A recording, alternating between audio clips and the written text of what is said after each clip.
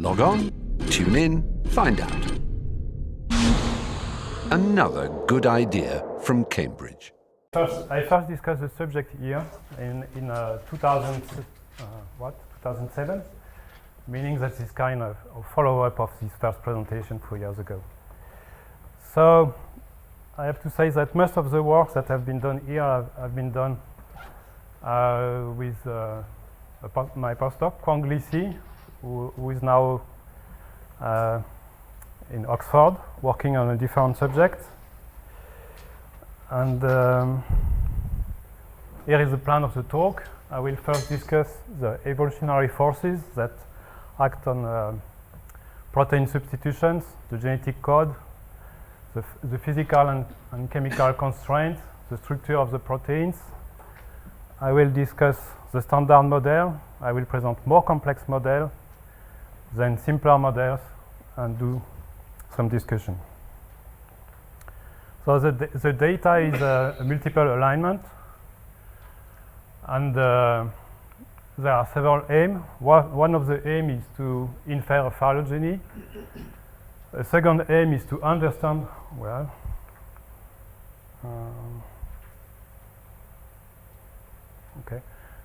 understand what happens in each column of the multiple alignment to explain the evolutionary process. And the third aim could be to reconstruct the ancestral sequences, and possibly there are several other goals. And actually, the multiple alignment is not the only data that is there, because proteins are not just sequences of amino acids, but the structure of the protein play a very important role. And the structure of the protein can be viewed like that, but actually this is more like a spaghetti, with a bowl of spaghetti. And if you look carefully in the proteins, you are able to see some regularities, like the secondary structure, for example, the helices there, or the beta sheets, and some other parts of the proteins here are very flexible, these spaghetti-like parts, and they are called coils, and they are in water, and they are flexible, and they are supposed to evolve much faster than the buried residues which are within the protein and that play an important part in the structure of the protein. So the number of known structure is about 50,000. At least it was 50,000 1 or 2 years ago. I suppose that today this is 60 or 70 or perhaps 80,000. 3D structures that are available in the PDB. It grows very quickly, and this means that thanks to homology, it's possible to have very accurate prediction of the structure of about 35% of the huge number of proteins that are available today, the millions of proteins. Another aspect of the data is the DNA level. Here you see the codons, coding for K, the codon coding for L, and obviously the substitution process will depend on the codons that it is actually used to code for each of the amino acids. And here is the genetic code. And the basic dogma is that at the DNA level, we have independent and random mutation, meaning that we shouldn't have simultaneous replacement of nucleotides. And this means that we expect very low substitution rate when the number of nucleotides involved is larger than 1. And on the opposite, when there is a single nucleotide change involved, we expect high rates. And for example, here, we expect an high rate of substitution between lysine and arginine, simply because the number of change is only 1 on the second codon position. And in the same way, we expect a high level of change, high rate of change between D and E, because there is a single change on the third codon position. The same rule apply here. We expect a high rate between all these amino acids, leucine, isoleucine, valine, and methionine, because a single change is enough to switch from one amino acid to the other. And again, we expect an high rate between alanine here and glycine here, because and between alanine and proline, because a single nucleotide change is enough. But we expect a low rate here between tryptophan and tyrosine, because 2 nucleotide changes are required. And we expect an even lower, again, two changes here are required, and we expect a low rate between cysteine and alanine. And even lower, here we need 3 substitutions between cysteine and methionine, and we expect the rate to be very low. This is the first evolutionary force that acts on protein substitutions. And the second one is physics and chemistry. Here are the 20 amino acids, and some are small.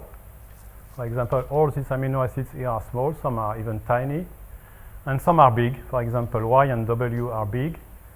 Some are hydrophobic, and the other one are more or less hydrophilic. Some are negatively charged. For example, D and E are negatively charged, while K and R are positively charged, and so on. And this will impact the substitutions. And as you know, part of this chemistry and physics is encoded in the genetic code. For example, here you see that the 2 categories that we have seen previously, the lysine arginine is here, and this corresponds to positively charged amino acids, meaning that we expect a very high rate of substitution between K and R because they are highly similar from a chemical point of view. And the same holds for D and E, which are here. A single substitution is enough, and they are quite close. Both are negatively charged. This is the same for the aliphatic amino acids, which correspond to this box here and to this set here. They are quite close from a chemical point of view, and we expect very high rates for this reason. And now, the contradiction between the genetic code and the chemistry. The rate between tryptophan and tyrosine is actually quite high, because Y and W here are both aromatic and they are highly similar. And we have a kind of contradiction here. And here we have another phenomenon. We have actually an high rate between cysteine and alanine. And the point is that this is a rate that we obtain by estimating the rate from multiple alignment. And the point is that the estimation procedure missed that this is not an instantaneous rate. The truth is most likely that we have an higher rate here and a higher rate from here to here. And because these 2 rates are very high, we tend to infer that this rate is high as well. And one more contradiction. Here we need 3 substitutions to go from cysteine to methionine, but it is estimated from real data that this rate is relatively high actually. But I cannot tell you why. Okay, now the third force that impacts substitutions is the structure and also the function, but the function strongly depends on the structure, and it's very difficult to account for the function in this type of model. The structure is highly conserved, much more conserved than the amino acid sequences. And within the structure, as I said before, it's possible to see some regular folding, like the helices and the beta sheets, and the accessibility to solvents. That is the fact that you must have in mind that the proteins are within water, and the water, the accessibility to solvent corresponds to the surface of the residues that is in contact in water, and this is also a very important component of the substitution process. And it's actually easy to turn the structure of the protein part of the structural information of the protein into a suitable form. This is what we have from HSSP that covers, as I said before, about 35% of the protein. We have the three-dimensional structure for one protein here, at least one protein, possibly several. And from this protein, it's possible to infer the secondary structure using some programs, and the exposure, the accessibility to solvent as well, meaning that for each of the sites, we have structural information that it's possible to incorporate in the substitution models. And another information that is that could also be incorporated is what we call contact map. Here you see a structure which is made of 2 helices and 3 beta sheets, one here, and one here. And here you see the contact between each amino acid and every other. Here you see an helix which is in contact with itself. And this helix is also in contact with the beta sheet. Here another beta sheet which is in contact with that helix, and so on. But it's much more tricky to incorporate this kind of information in phylogenetics model. Okay?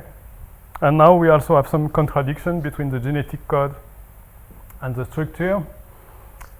Alanine is the main helix former. We are finding a lot of alanine in the helices, but the glycine and the proline are called helix breaker, which seems to be quite contradictory. And actually, the substitution rate between alanine and proline and alanine and glycine is relatively low because of the structural constraints. Now we have to account for all these contradictory force, and we have to use some kind of democracy. And actually, we don't use democracy, we use Markov models. And it has been said that democracy is a very poor system for a number of reasons, but this is the best that we have found up to now. But for the Markov models, it's pretty much the same. They have a number of problems. It has been shown that the real evolution is not Markovian, but my feeling is that we have not found anything better up to now. And the only strange thing in this sentence is this 8 number. I don't understand that. I am even not sure that it applies to phylogenetics or. And, so in the standard model, we have a replacement matrix denoted as M. Mxy is the instantaneous rate of change from x to y. And a second type of matrix is the matrix of probability changes when the evolutionary time is t. And the relationship between these two matrices is that for a short time, the probability is proportional to the times the corresponding entry of the M matrix. And based on this equation, we are able to write down this equation here that says that the probability matrix is a matrix exponential of the time n.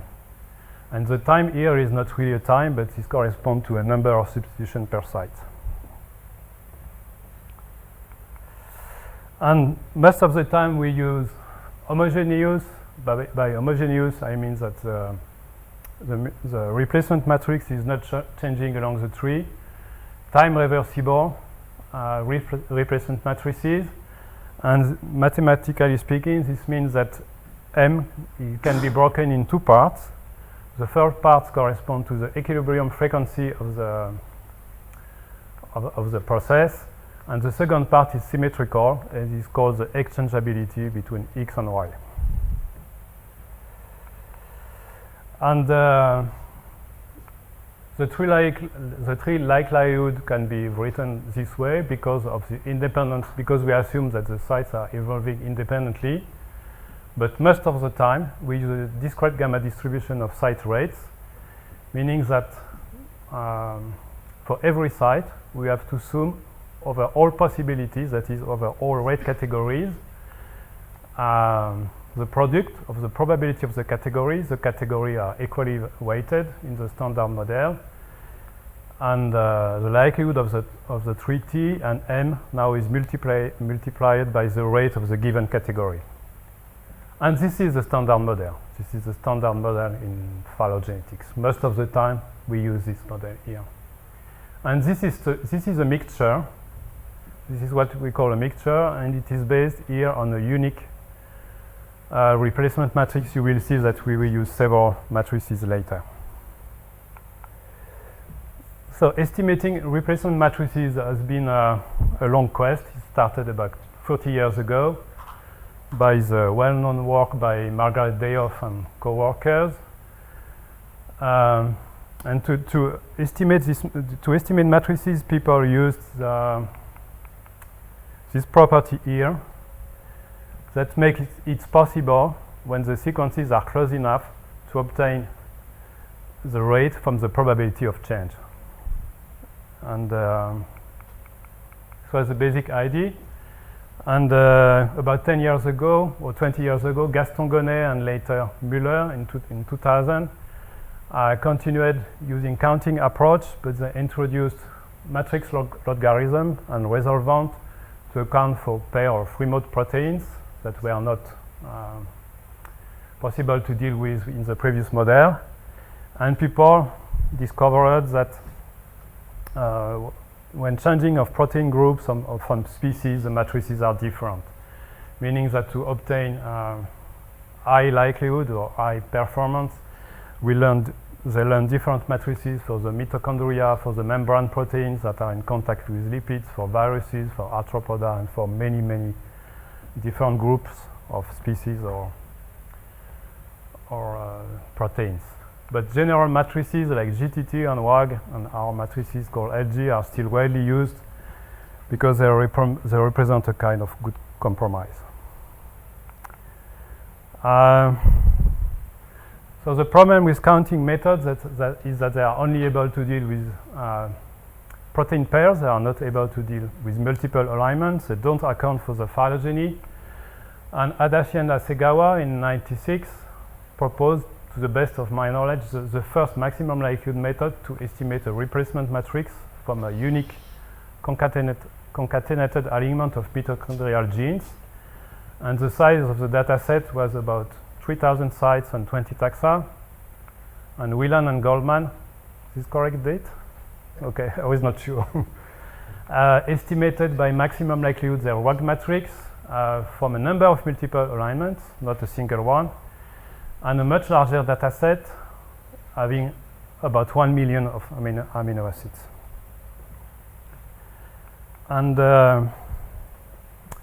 with Kwang-Sili, we improved the Whelan and Goldman estimation procedure. I first explained the way we have done that in 2007 here.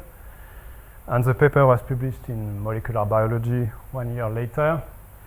And the difference with the Whelan and Goldman procedure is that we accounted for the gamma distribution of site rates within the rate of the estimation of the replacement matrix, which was not the case in the original procedure. And we used a much larger data set with about 6.5 million of amino acids. And the gain of our SG matrix compared to the WAG matrix could be attributed half-half. Half to the fact that we had a larger data set, and half to the fact that we accounted for the gamma distribution. And recently, we applied the same procedure to flu, influenza. You remember that influenza was very trendy 1 or 2 years ago. And actually, it was possible to have a big data sets, and we learned a new matrices for influenza. And this procedure is now available from a web server. It will be available in a few days. The paper is in press. And meaning that if you would like to use this procedure, you have to go to this web server. You upload your alignment here. You can choose different matrix to start the computation. It's possible to obtain the maximum likelihood trees for all input alignments. It's also possible to run a bootstrap to have an idea of the variability of the rates. And you give your mail, and you wait for hours or days or weeks because it's very easy computations. It requires a lot of computation, especially if you are running the bootstrap. And a good point with viruses, perhaps the only good point, is that they evolve very quickly, and meaning that we are able to see the evolution in a short time period. And it's possible also to have very large sample of well-conserved proteins. And because this is part of the influenza data set, it's very difficult to see any difference here. You have to spend time. And because we see so few differences in the data set, we expect that there are no multiple or hidden substitutions. Meaning that what I described before, this change from cysteine to alanine that require actually 2 nucleotide changes, which is predicted as high using standard data set, should not be visible here. And this is what happened more or less. Here you see the average rate for all pairs that require that can be substituted one into the other using a single nucleotide change. There is 75 pairs like that, and you see that the rate is very high, close to 2, and it's slightly larger for influenza than for LG. But now, when 2 nucleotide changes are required, this is what we expect from the dogma, from the theory. The number of the rate is much lower. This is exactly what we would like to see. It was nice to see that in the virus data. Okay, so I will now describe all these models were the standard models. I will describe more complex models that account for the accessibility to solvent and the secondary structure. This corresponds to a paper that was published about 1 year ago. And as I said before, it is very clear that the substitution process strongly depends on the secondary structure and the accessibility to solvent. This was shown a very long time ago, at least 20 years, probably more. But the big difference from that time to now is that at that time, the number of 3D structure was quite low. I've been working myself on the field by the beginning on the 90s, and the number of structure in the data bank was about 100. Meaning that the phenomenon was clear, but it was not useful to design any special model to account for this knowledge. And now the situation is completely different. We have the structure for perhaps 1 million of proteins, and meaning that we revisited this question thanks to our improved replacement matrix procedure, the huge database that are available, and the fact that the structural knowledge is available for so many proteins. And we extracted from this database almost 2,000 of non-redundant alignments or sub-alignments, which corresponded to about 70 million of amino acids. And as I said before, for all these alignments, the secondary structure, helix, sheet or coil, and the exposure, exposed on period, is available for all the sites. But this information is not fully reliable. It can be estimated that the conservation of this information is about 80 or 90. It does not come derive so much from the fact that the structure has evolved, but it also comes the fact that to define the secondary structure, we use some arbitrary definition based on the geometry of the residues, and we use some arbitrary numerical thresholds, meaning that if you have a small change in the structure, the predicted secondary structure can be completely different.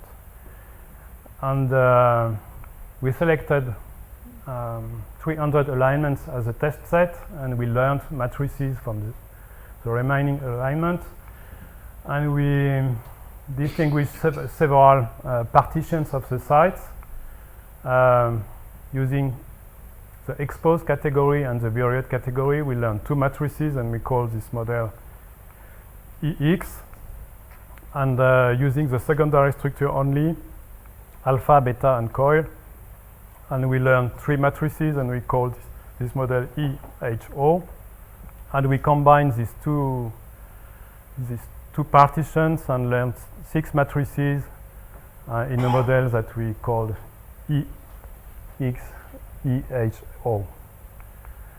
And now we have to think about the different ways to use this partition of the data. And the easiest way, the most natural way, that has been used for a long time, for example, to account for the different codon positions, is that each category is associated to a replacement matrix, and this is something that is known. And to compute the likelihood for each of the sites, we use the proper matrix and nothing else. And here, I do not go into the details, but actually there is a gamma distribution as well, which is incorporated here in this calculation here. And if we think about this model, there is no extra parameter compared to single matrix. I mean, no extra parameter to be learned from the data. And the computing time remains the same, simply because this remains the same. That's clear.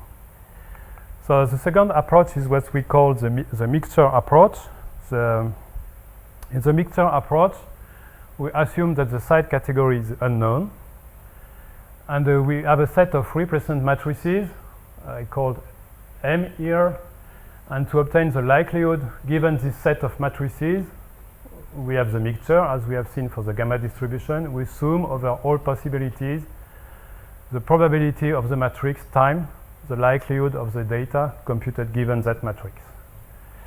This means that here we have M minus 1 parameter to learn from the data that correspond to these probabilities here, except perhaps this could depend of the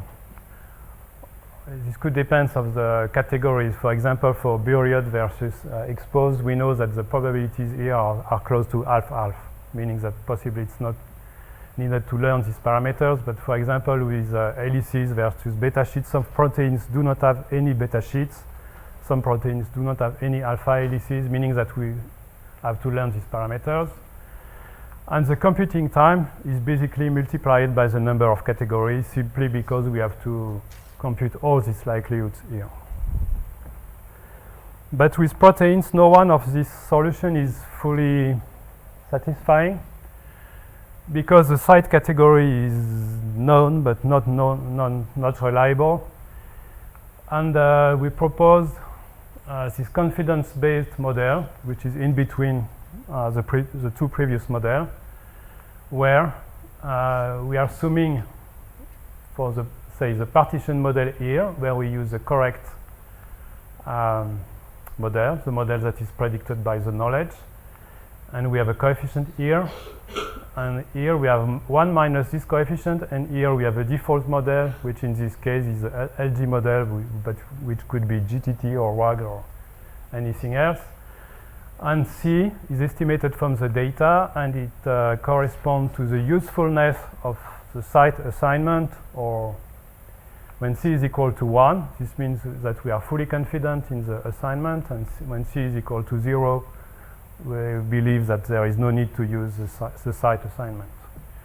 And the computing time is basically multiplied by 2, because we have two categories and we have to compute these two likelihoods.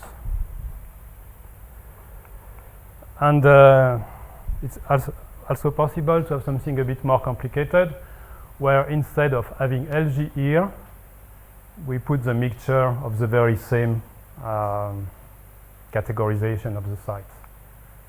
And in this case, the computing time is the same as the computing time that we have for mixture. We compute the likelihood for every matrix, and then we make this combination and we optimize the C parameter.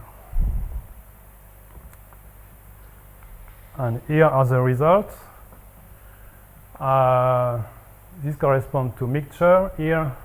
This is the worst model, except here. Here, this corresponds to partitioning.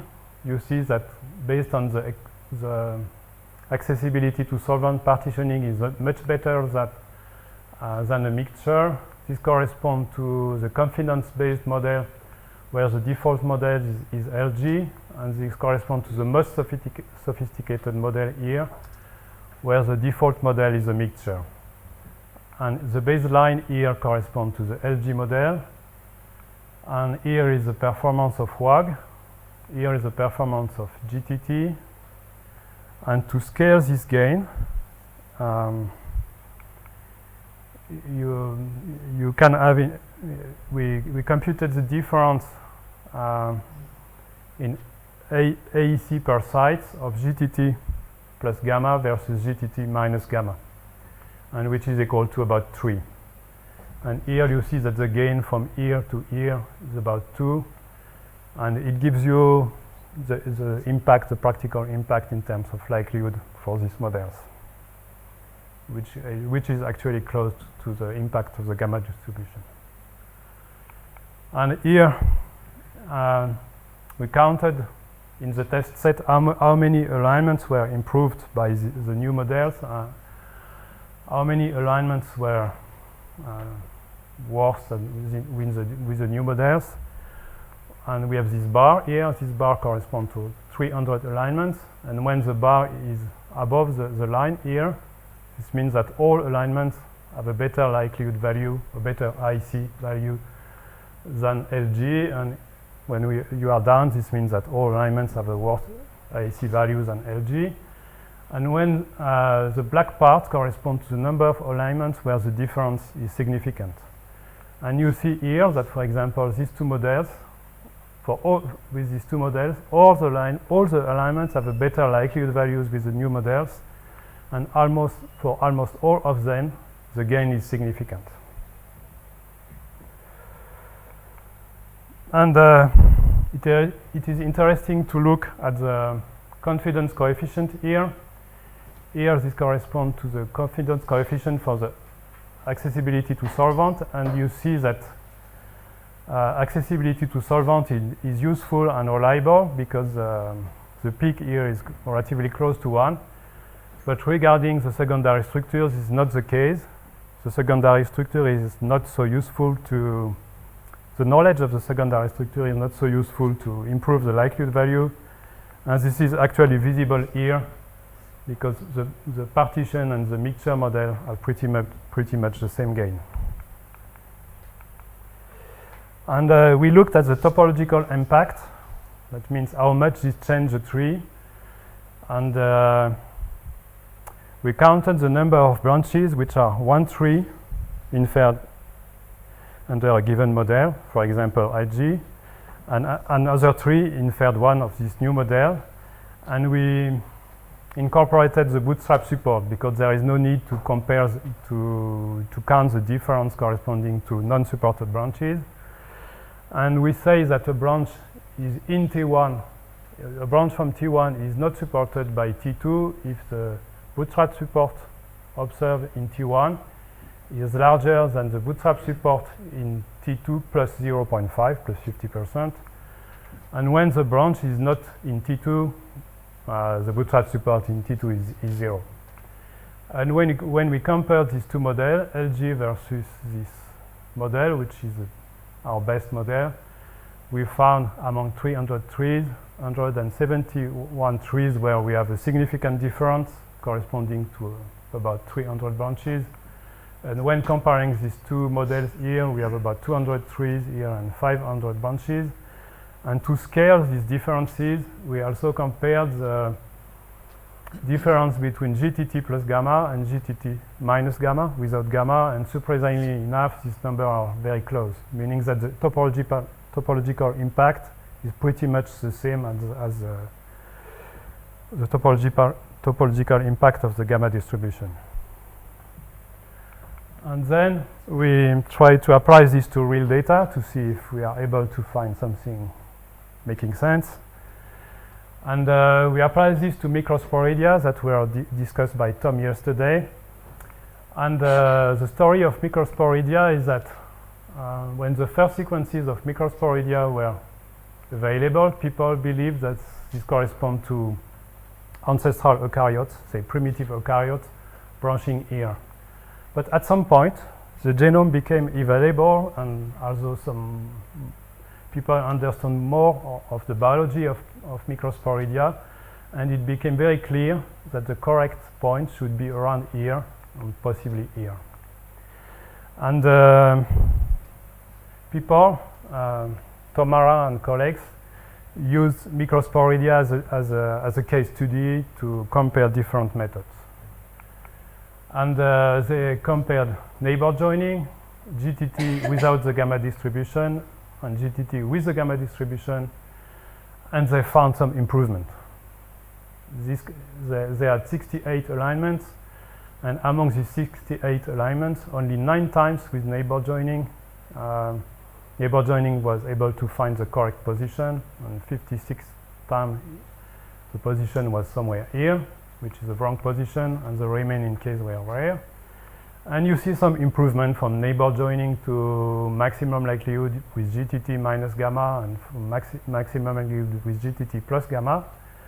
And we continued the same. And here we have the same gain of 2 using LG. And again, here our most sophisticated model, we are again the same gain of 2. I have to say you that we were a bit disappointed because we expected something greater. And we did not publish that because any reasonable referee could say this is just a game of chance. You have this gain of 2, which is true. But this is the same continuation, 2, 2, 2, 2, 2. And it is considered, for example, that the gamma distribution is really something great. Actually, it gives you a gain of 2 as well. So, but possibility would be that among the 68 alignments, it's just impossible to find the correct topology. I don't know. We have not published that. And we move towards the inference of simpler models. Using a single, I will explain the model. So you remember, so one of the reasons to have these models is that the structure is not only available, it is not available for about 65% of the proteins. And here is the standard 2-level mixture that we have used before. I say that this is 2-level mixture because here we have 1 level for the gamma distribution here, and here we have a second level corresponding to the different category of the sites. For example, accessibility to solvent or secondary structure. And the bad point with this type of models is that you have to multiply the number of categories here, for example 6 for this model, times the number of categories here, that is 4 most of the time, and the number of mixture categories 24, and the computing time and the memory consumption is proportional to this product. Meaning that when we decide to use such model, the computing time is 6 times longer than using the standard model. And then we tried to do something else, to have a single unique level of mixture, which is written down here, where we have 1 matrix, say per red category or per category. And here we are assuming the probability of the category times the likelihood of the given category, and we have a rate which is learned from the data being analyzed. And here we have a matrix corresponding to that category. This is pretty much the same as the gamma distribution solution, except that for each category we have a different matrix. And we tested 2 rate models. One is based on the gamma distribution, that is the probability of C is equal to 1/4 when having 4 categories, and the rates are gamma distributed. And we also tested a distribution-free scheme where the probability here as well as the rate here are learned independently for every data set being analyzed, meaning that here we have 6 free parameters, while here we had only 1. And to learn this model, I will concentrate on that one, the one using the distribution-free scheme for the site rates. And to learn this model, we started by categorizing the sites based on the posterior of each gamma category, meaning that we had the very slow sites, the slow sites, the medium sites, and the fast sites. And from that starting point, we perform optimization in a blind way, meaning that we learned a matrix for each these 4 categories. Then we categorize the site again based on these 4 matrices, and we continued until convergence. And the convergence was quite slow. And it took about 15 days of computations, 8 iterations. And meaning that most likely the matrices that were learned are quite different one from the other, and from the matrices that were learned at the very beginning, starting from the gamma distribution. And here is the first matrix corresponding to the very slow category. And if we remember the very beginning of the talk, this is fully compatible with the genetic code. Here we have a high rate between K and R, between D and E. This is the positively charged, the negatively charged, and here these 2 points correspond to aromatics F and Y, which is quite reassuring actually. And here is the fast matrix. It seems to be relatively close to the LG matrix. The LG matrix is here, and here is the fastest matrix. But this matrix is quite tolerant. Here the amino acids are ranked based on the hydropathy. Here you have the most hydrophilic amino acid, here the most hydrophobic. And you see here that it's possible to, we have high rates actually between amino acids. Some are hydrophilic and some other are hydrophobic.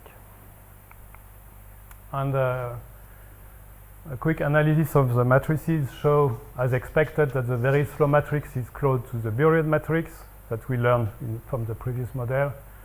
The slow is close to the, this corresponds to the Pearson correlation here.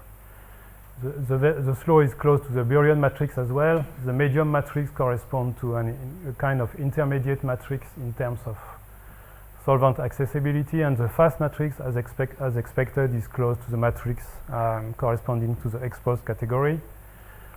And this is confirmed by computing the average hydropathy of the equilibrium distribution corresponding to that matrix. And here, this is relatively high hydropathy, and here a very high hydrophily, as we expect. This corresponds to the equilibrium frequency of the amino acid corresponding to each matrix. But basically, this is what we expected. What we did not expect is that for each test set, we run the program, and then we looked at the speed which was learned from that data set for each matrix. And we observed that the very slow matrix, what we call the very slow matrix, is actually sometimes quite fast, and the very fast matrix is sometimes quite slow. And which proves that that we need flexible models, because this was really unexpected that this matrix corresponding to hydrophilic amino acids could actually sometimes be very slow. This was really unexpected outcome. And here is a sort of gain that we have. GTT, WAG, LG is the baseline. Here are the matrix I discussed previously. Secondary structure, exposure with 2 categories, exposure with 3 categories. And all of these are mixture models. And here, this is this new model, which is only beaten by that model here that we learned in a blind way, and that have 3 categories times 4 gamma distribution categories. And the nice point is that the likelihood calculation within this model is just the same as the likelihood calculation within the standard model. But we have some additional computational costs that come from the fact that we have 8 rate parameters to be optimized. And this is not very well implemented at the moment in the program. And discussion. So this is a continuation of previous work by many people. Some I did not mention here, but who are in the papers. Richard Goldstein, Jeffrey Thorne, Nick Goldman. We have been working in the 90s on the impact on the solvent accessibility and secondary structure. Jiang Yang, Nicolas Lartillot, Hervé Philippe, Andrew Rogers, and many others that have been working on mixture models. These studies further illustrate the advantage of using multi-matrices. In my view, this is really what should be done now. I am pretty sure that the future model will not use a single matrix. There is no reason to do that. But these new models have to be flexible. I am convinced that we have to learn different models for different protein groups, but at the moment it's not very clear which protein group needs some special model. And when the structural information is there, it has to be used for sure. But I am convinced that there are still a lot of room for improvement along this line. One of the reasons we have not done everything that could be imagined is that the computing time are very long. To learn this LG4X model, we needed 15 days of computations. So it's very nice to have new ideas, but it takes time. But because we have now these big computers, it should accelerate. So the challenge for mathematicians, identifiability of multi-matrix mixture models. I wrote down this on a PDF. I could send to you if you like. My conviction is that these models are not identifiable, which could explain why it is so difficult to find the optimum. But I'm not sure. And convergence of ancestral state reconstruction, as we have been working on with Mike, meaning that the more sequences we have, is it true that we are more and more able to reconstruct the ancestral sequences? The challenge for biologists, explaining multiple simultaneous changes at the DNA level, which are quite clear actually from all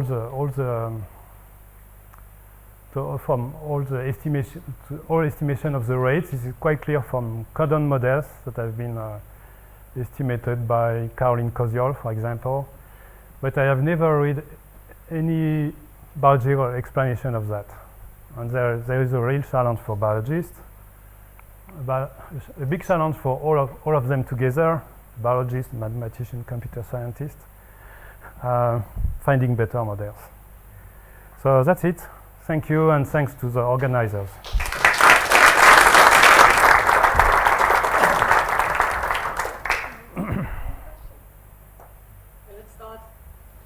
Let's start with Simon. Okay, I think I can help you with the microsporidia problem. Okay. The issue with microsporidia is its change in lifestyle led to a change in the selective pressures acting on the proteins. So it's not that the model of evolution isn't fitting well in terms of on structure, it's that the model of evolution effectively changed on that very, very long branch leading to microsporidia. So it's not that surprising that stationary process isn't capturing that. And so leading on from that, it's when you're looking at models where you're looking at your ability to identify which sites are belonging to which categories. So there's a proportion that aren't fitting, and you're then kind of either counting them with a mixture model or with the LG model. Why do you think they're not fitting the structure? Is it because the structural estimate is wrong? Is it because there might have been some change in process, or might it be something else? No, my feeling is that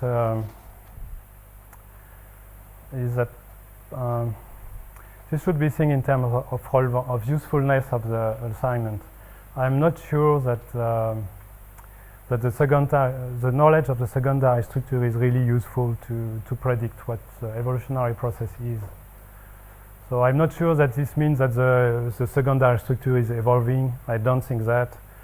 I don't believe that the assignment of the secondary structure is too bad. It is not perfect, but I don't believe it's really bad.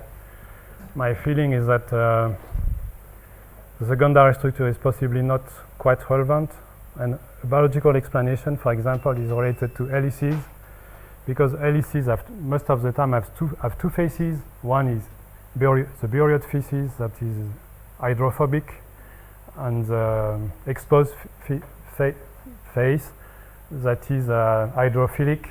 And we cannot expect having a single model to describe these different residues, and this could be part of the explanation. The observed distribution of amino acids at any site will be far from the equilibrium distribution of these matrices. So how strongly does that difference impact, say, constructing phylogenies? What do you mean? So all these matrices will predict a certain equilibrium frequency at every site. I mean, so if you use one matrix for the whole protein, you expect the same amino acid distribution at every site. And if you use secondary structure-based matrices, you expect some distribution for alpha helices, some distribution for beta sheets, and so on. And it could be that when you're doing a phylogeny, the tree is basically trying to get the stationary distribution of amino acids correct, and not so much fitting the true phylogeny. So I'm just asking, how much does the change in the observed distribution at any site influence this entire approach? The question is whether we could not change the exchangeability matrix but only change the equilibrium frequencies. Right. We try to do that. The gain are not really high. So you don't gain any? No, that's quite clear. Most of the gain come actually from the exchangeabilities, not only from the equilibrium frequencies. But you use different frequencies per? Yes, for the different categories. We have done that, but the gain is much lower. It looks to me like in your mixture model, the likelihood construction implies that the site type is independent at each site, whereas of course helices and sheets, they come in sequence, and you get a bunch of residues which are all in the same helix, and that tends to be true for the sheets as well. And so, I mean, it kind of suggests that one way to improve the model might be to allow some sort of... Yes, this was used by Nick Goldman and Jeffrey Thorne. They use an hidden Markov models that account for what you say, the fact that it's not possible to have a beta sheet residue within an helix residue. But because we are using assignments of the residue categories, there is not really a need to... This is only useful in the mixture model.